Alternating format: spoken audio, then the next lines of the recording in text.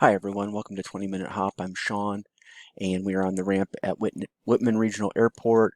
It's July 26th, theoretically the final day of AirVenture, if it had occurred.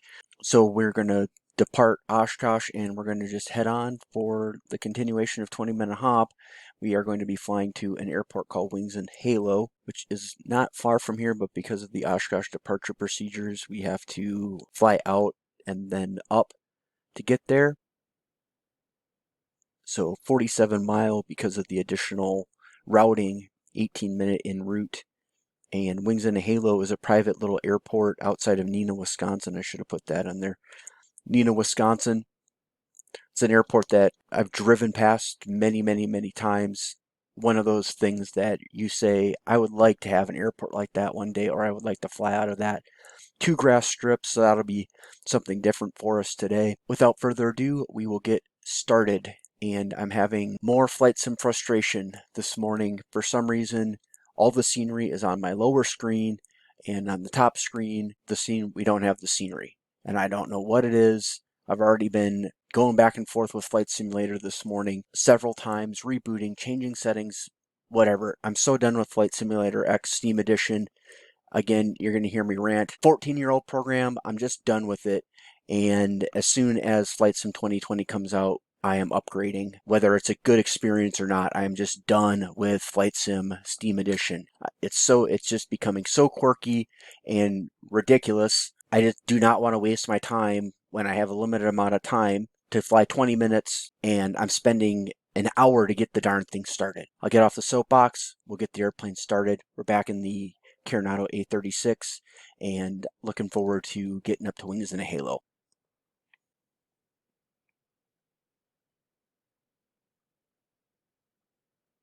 Seats, position and lock. Position and locked. Seat backs, upright. Seat backs upright. Seat belts and harnesses, secure. Secured. Parking brake, set.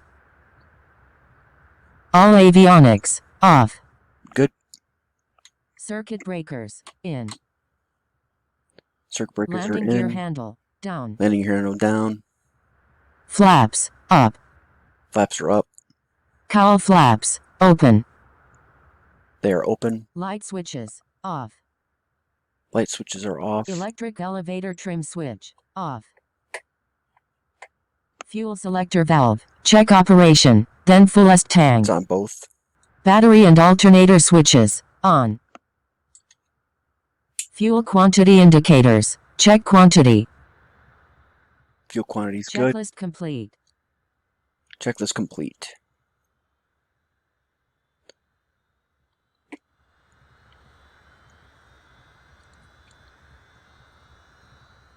Mixture full rich, propeller on high, throttle full, fuel pump on. There's our rise, fuel pump off, throttle idle, 1/4 inch.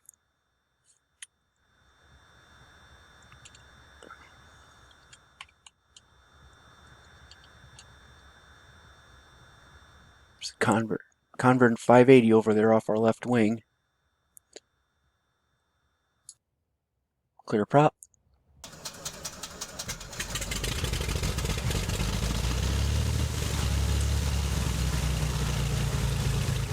Start time.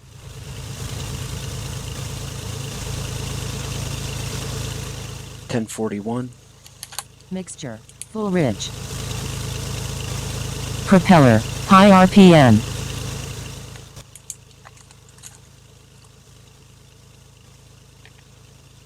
Alright, after start, taxi checklist. Brake check.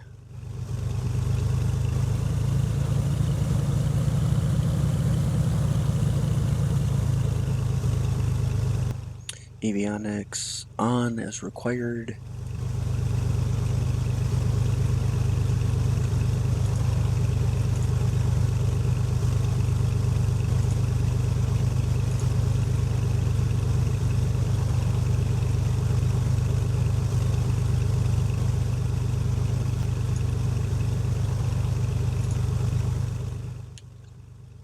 Lights are on. And we will taxi down to runway 9 and depart. We will just, I don't have the Oshkosh NOTAM for that.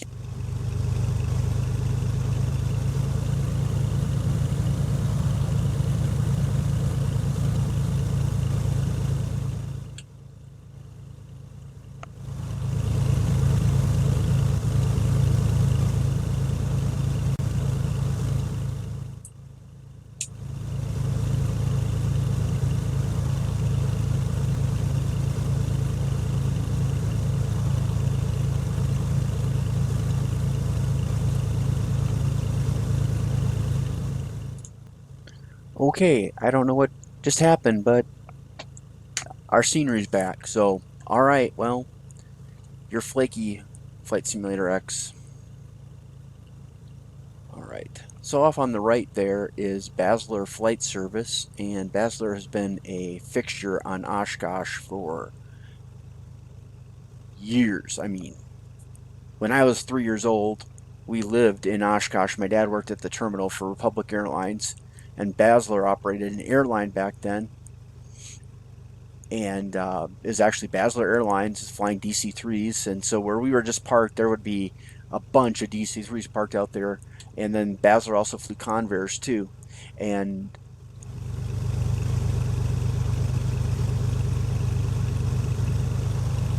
I'm trying to not say okay. You might be familiar with the Basler name because they now produce the BT-67, which is a retrofit refurbishment of the Convair, not Convair, the DC-3, the BT-67. So they basically take Pratt & Whitney turboprops,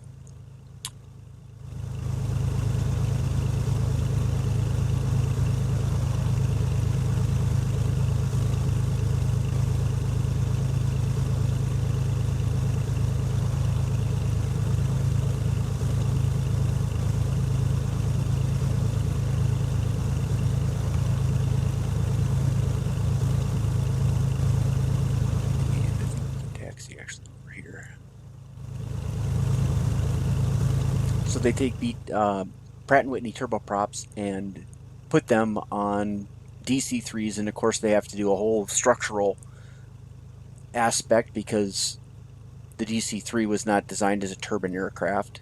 But their facility now is on Whitman Regional Airport off the east side of the airfield. But they still have the FBO on the north side of the airfield.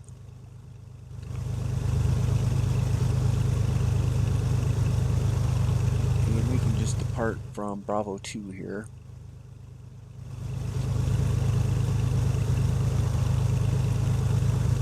Let's do our run up.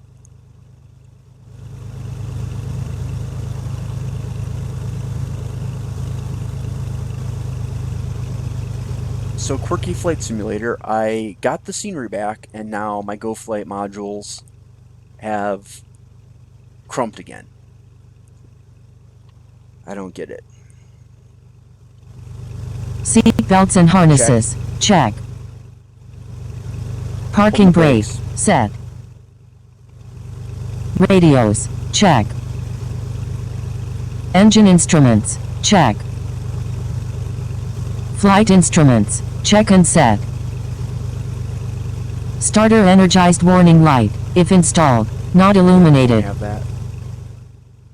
Throttle, 1,700 revolutions per minute. Propeller, exercise, then high RPM. Magnetus, max 150 revolutions.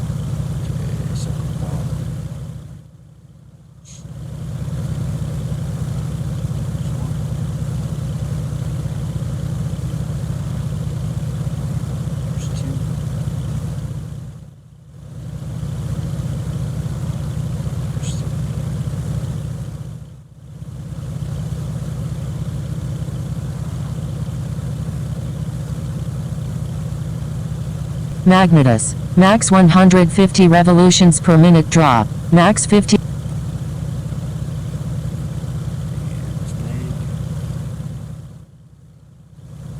Slight drop.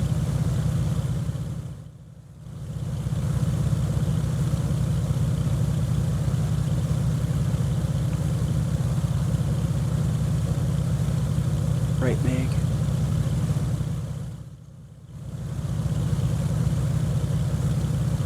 Slight drop.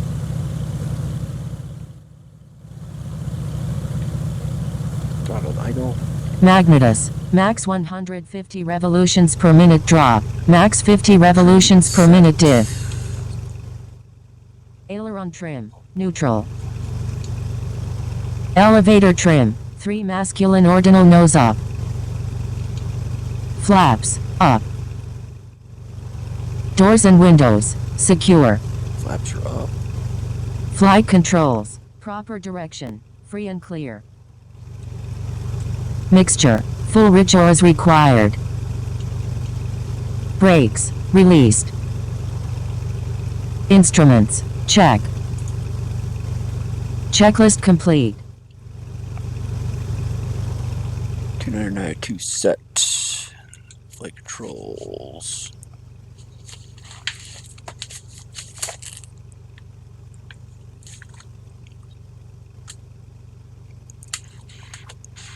Good on the left.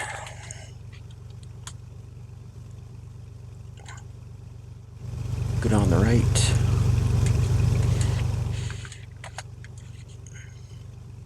For takeoff checklist and get it back to 1,000.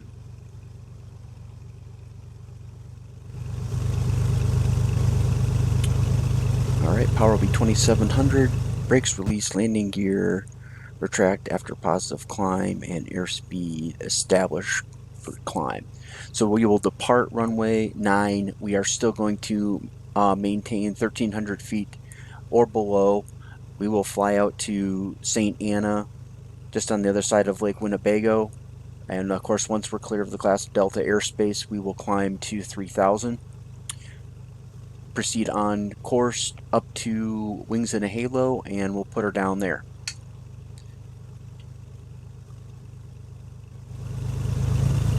But Basler BT-67 is an amazing airplane. There is one that you can download. Oh.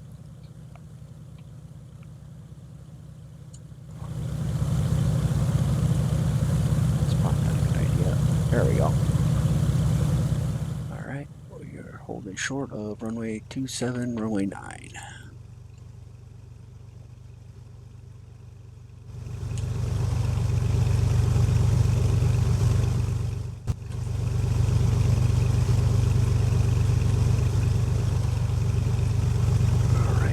Clear. Get our lights on. Landing light, strobe light, ready to go. Power set. Brakes release. Landing gear retract after positive climb. Airspeed establish desired climb speed. Approaching runway 09. Entered runway 0927.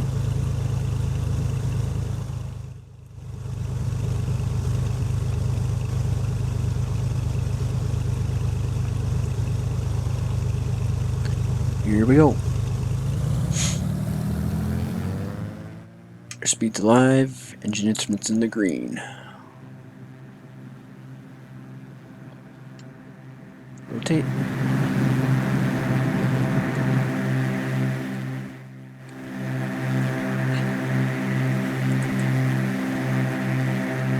Yep.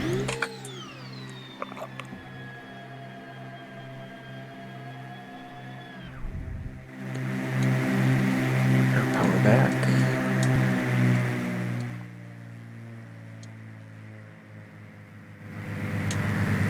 It's amazing. You would think the Baron would be a climb demon, but this airplane is a climb demon, man.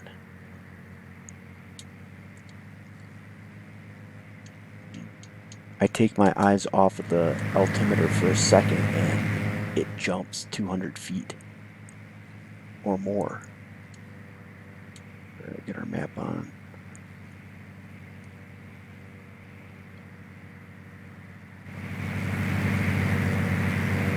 See, look at that.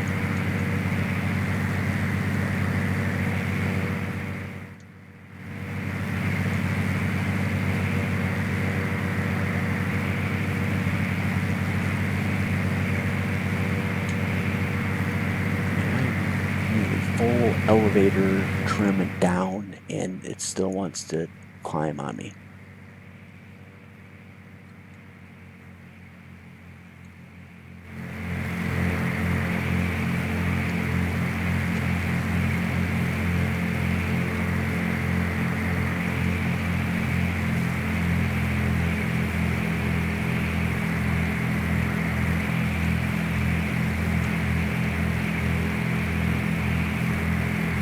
Part of me missed this airplane.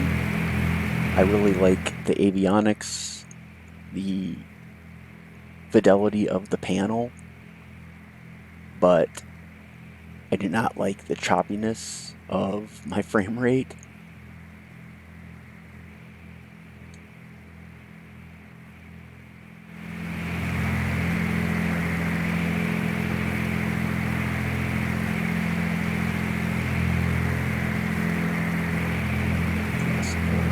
Classic Delta.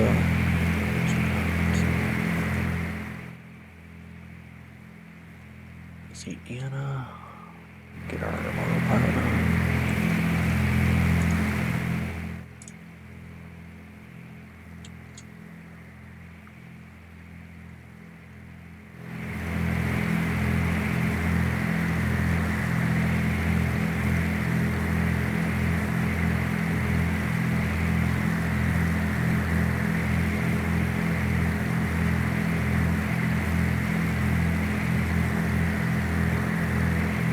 Takeoff time was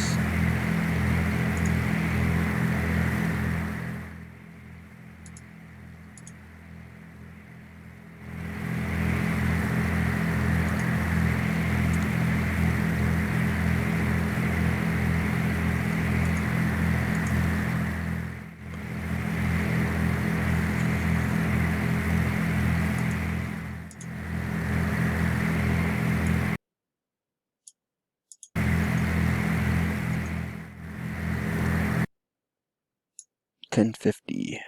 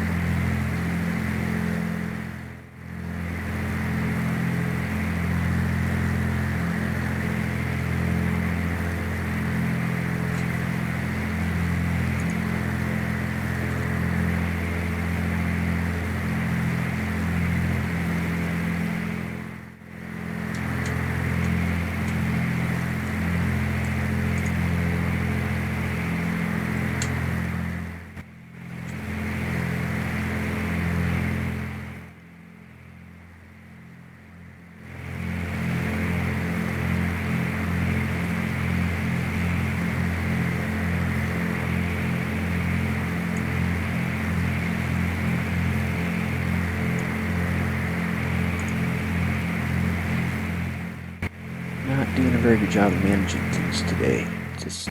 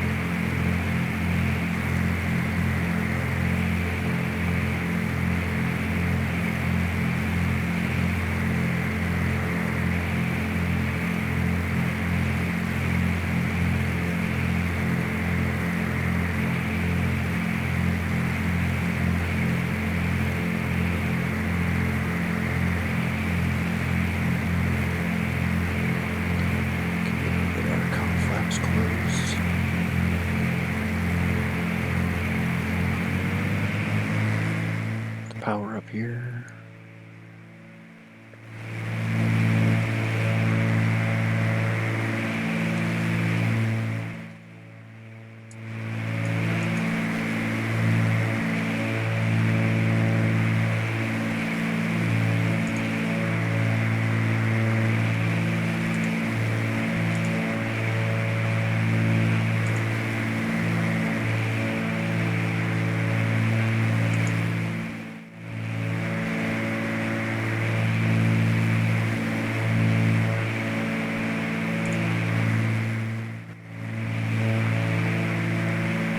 Have the tapes on, so there's no need to have the tapes running in the EFD.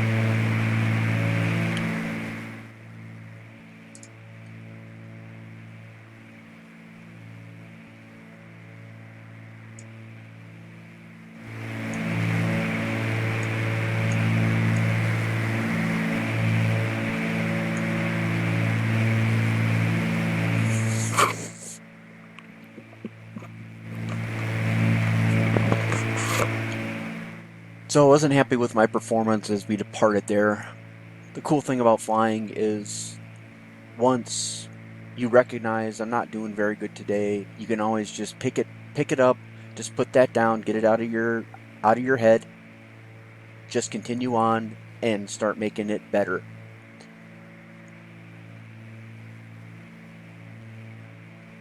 Here we come up on St. Anna.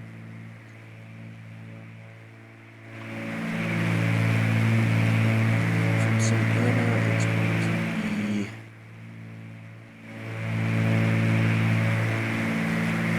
320.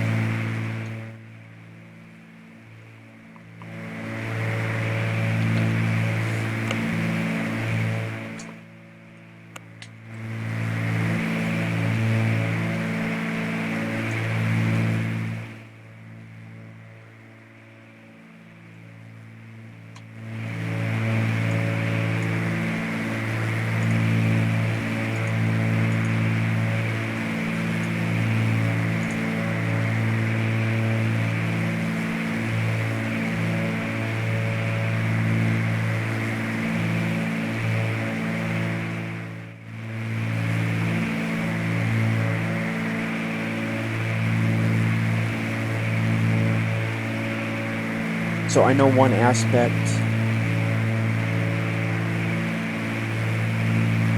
Yeah, we're close to the full steam. Give me a second here. 1, 2, 3, 0.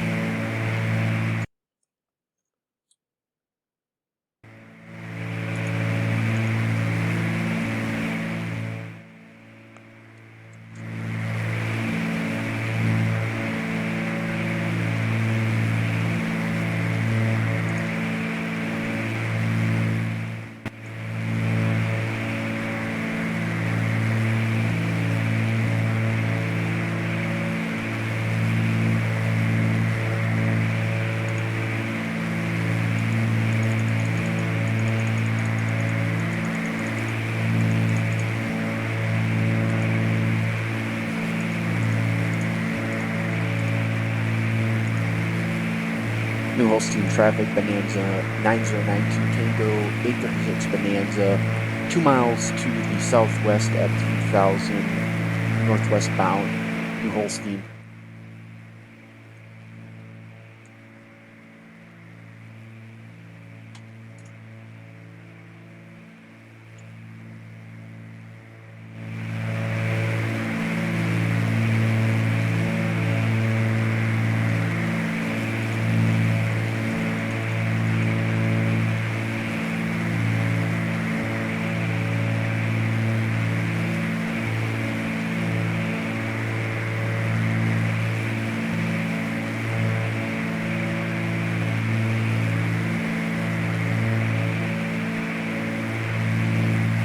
Traffic pattern altitude for which means that the halo is 1760.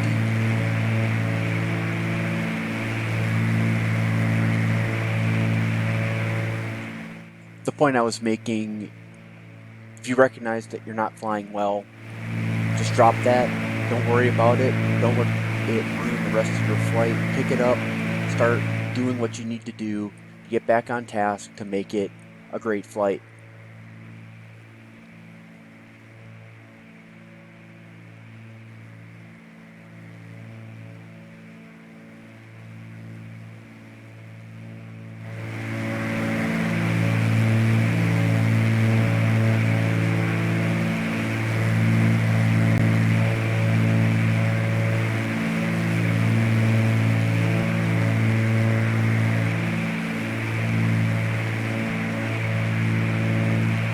Legginess, I know one thing is coming from my screen recorder, which I'm using Screencast-O-Matic.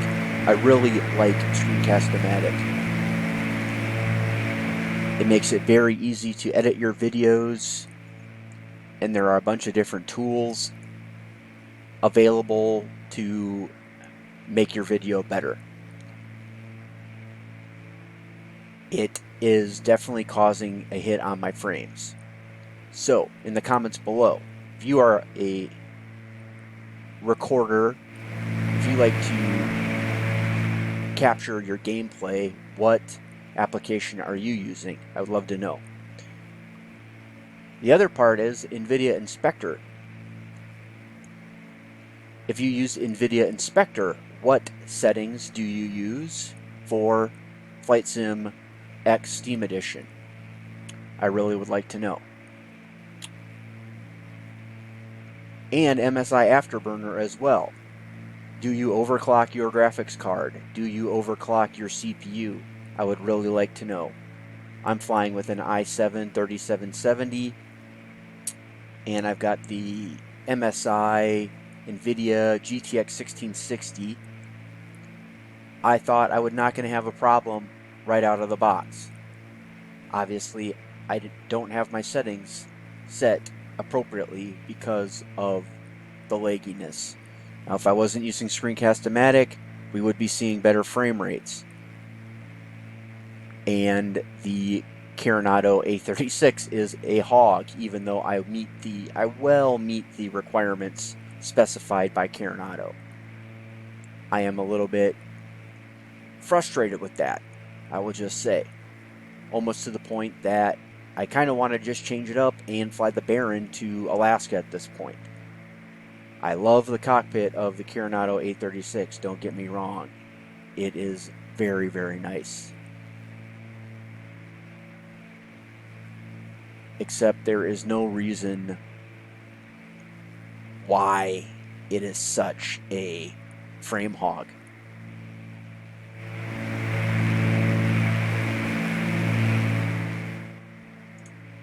Alright, we will descend down to our traffic pattern altitude for the 45 or the downwind to wings and halo. 1760.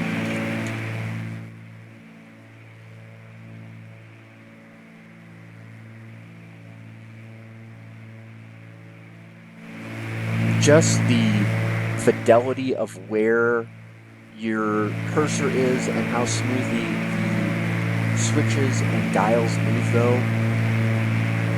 Ah, so nice. That was one thing in the FSX Baron that was not so nice.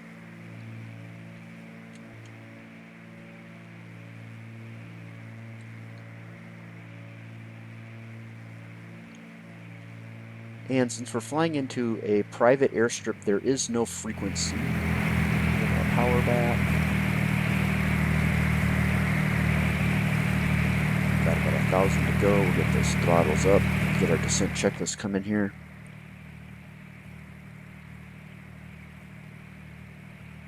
Altimeter set. Cowl flaps closed. Set. Power as required. Mixture enrich as required. Checklist complete. Mixture's full.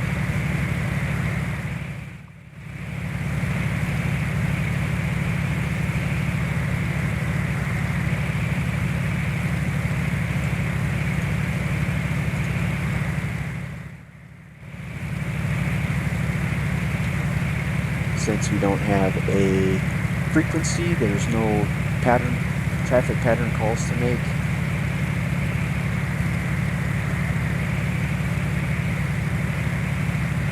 So we will be on the lookout for traffic. Might be kind of hard to spot. Airport.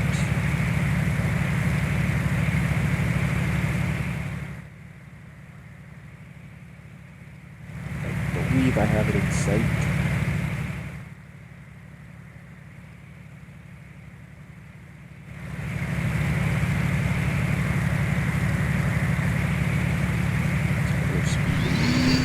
Okay, we got landing gear down.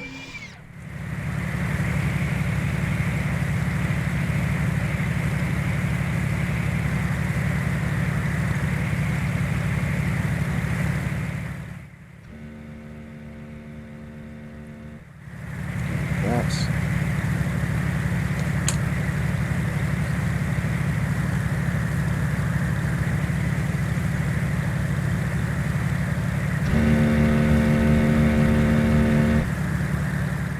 Notch of flaps. Just get the autopilot. It looks as if that's the airport. Alright, so keep an eye on our altitude, a little bit low.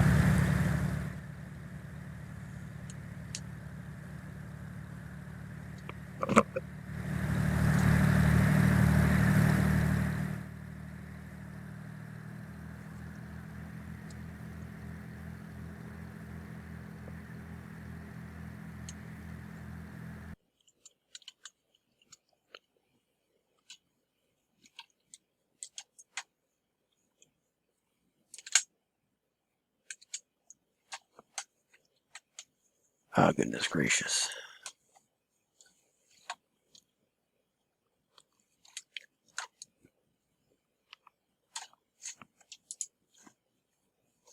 Oh, man.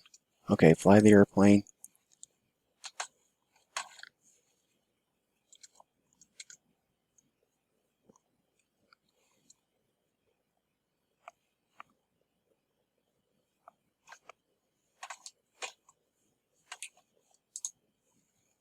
I lost my mouse. Okay, so we're on a downwind.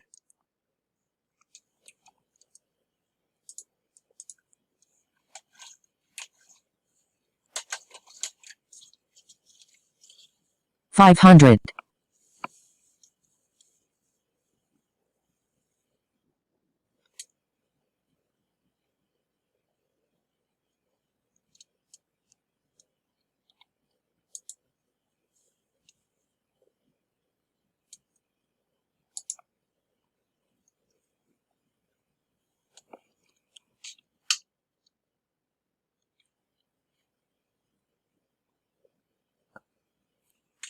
Okay, go full power.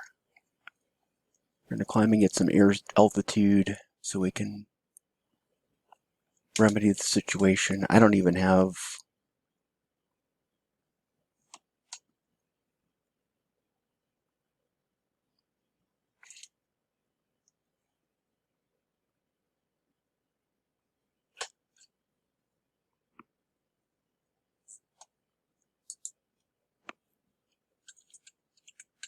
Man.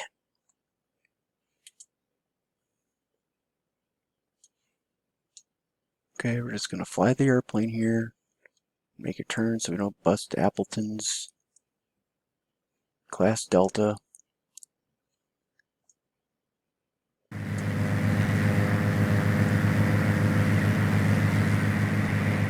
Thank you.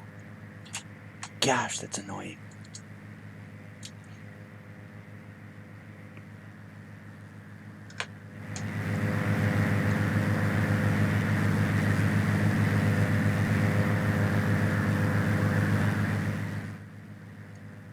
Alright, so just chalk it up to Murphy's Law for a fantastic flight here today. biggest rule in aviation is always just fly the airplane. I started freaking out about my mouse and everything like that, and I still have flight controls, I still have an altitude readout, still have all those things. So, and thanks to ForeFlight, I have an orientation on where we are located. So always fly the airplane, always fly the airplane. Airspeed and altitude are your friends.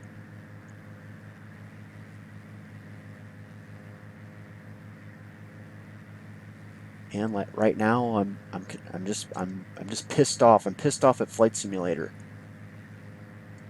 but I'm not going to let that alter my flight now. Okay, I'm just gonna calm down. We got our downwind now. Plenty of airspeed. Okay, we landed runway 9, so we got 270, a little bit high.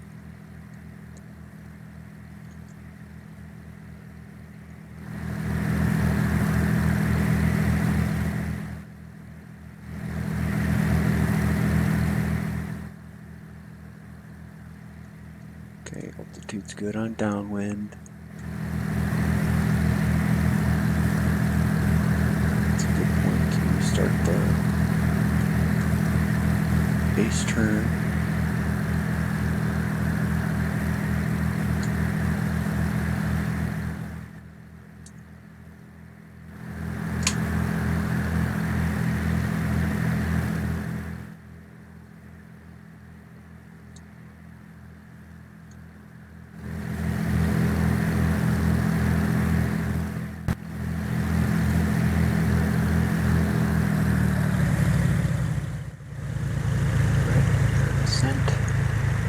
Prop full, landing gears down, full flaps.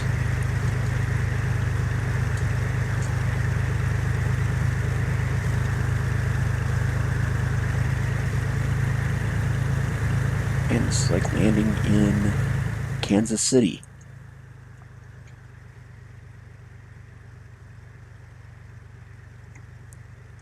Okay, throttle come into idle.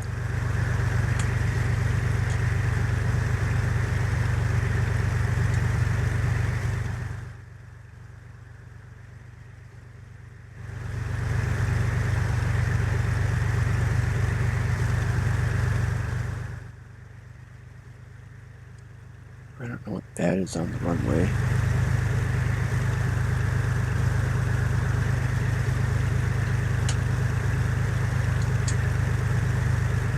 Dang, sticky mouse is on. That's what happened before.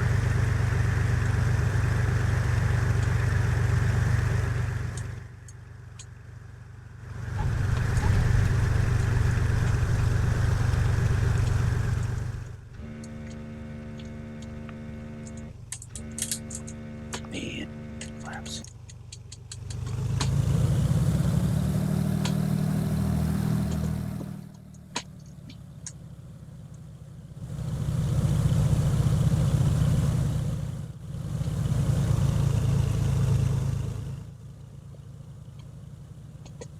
Oh, okay, that's a displaced threshold on the grass.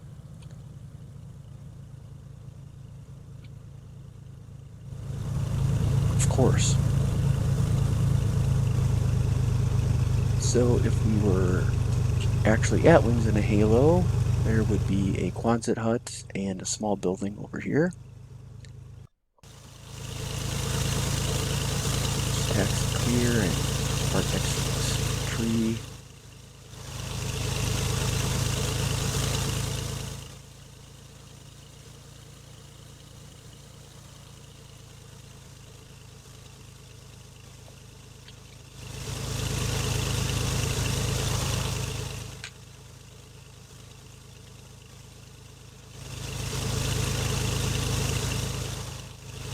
Highway 41 out in front of us. It's a good place to stop.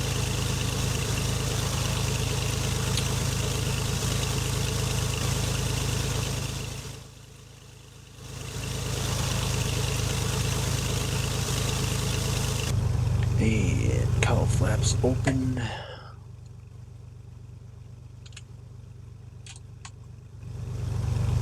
Downtime 11:16. Oh man, that sticky mouse is so... I do not like sticky mouse. And that is another glitch. So this was doing it the other day too. All of a sudden, it just took over and it put sticky mouse on. And if you're not prepared for sticky mouse, it is just, it's so bad. Because right now I'm trying to find my cursor, which is down here, and then I'm trying to actually make selections, and I can't.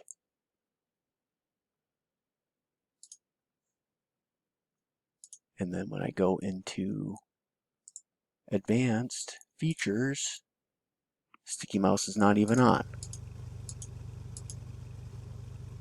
Yet it still is persisting. Chase plane. Chase plane users, have you experienced this where your sticky mouse just comes on out of the blue? Leave some comments. I really hope I have a lot of comments from this episode because, man, this has been one for the... All right.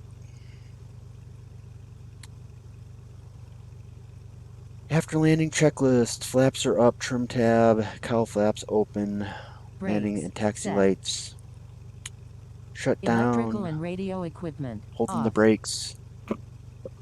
Throttle closed. Mixture idle cut off. Magnet Throttle's start switch closed. off. Idle Battery cut and off. alternator switches off. Control lock install. Wheel chocks install. Parking brake release. Checklist complete. All right, brakes are off. Switches are off.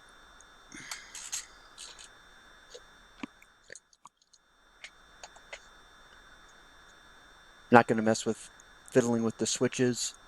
We'll nail it on the next one. Thanks for flying with me. I'm sorry that we ran into these snags, but again, if you start out bad, don't let it get to you. Just start making it better. Start having that better flight. And if something comes up that you don't expect, like sticky mouse all of a sudden comes on, you lose your mouse cursor, fly the airplane. Fly the airplane. Fly the airplane. Airspeed and altitude are your friend. Work it out. Just work it out. Climb the air, get the airplane to a higher altitude, maintain that airspeed, and just fly the airplane. If you bust airspace, air traffic control, the FAA is going to understand. Thanks to ForeFlight, we saw the Class Delta at Appleton. We were able to turn around and not violate the airspace. But if you're disoriented like that, like we were, like I was, I mean, that is cause for an emergency situation. Set your transponder 7700, emergency.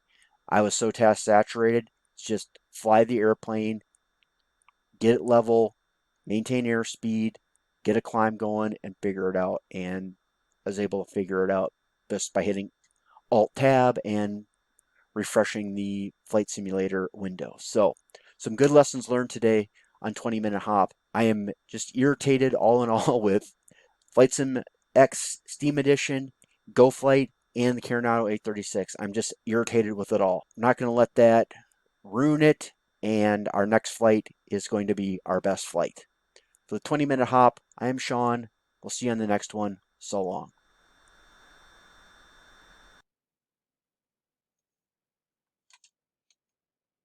Transplane!